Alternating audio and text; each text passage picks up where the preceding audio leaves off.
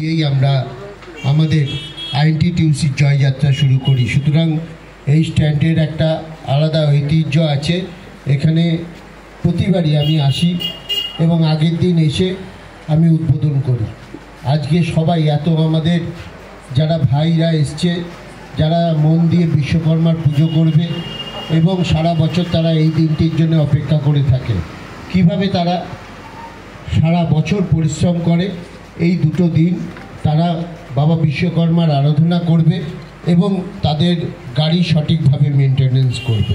আমি সবাইকে বলবো তারা যাতে সুখে শান্তিতে ভালোভাবে থাকে, তাদের জন্য আমাদের সরকার যেসব প্রকল্পগুলো করেছে আমরা আমাদের স্ট্যান্ডের পক্ষ থেকে সবাইকে সেটা করে দিয়েছি এবং আগামী দিন সবাই লাইসেন্স এবং যাতে যাবতীয় এই রিক্সা পুলারদের যাবতীয় কোনো যাতে অসুবিধা না থাকে সেটা দেখার দায়িত্ব হচ্ছে আমার।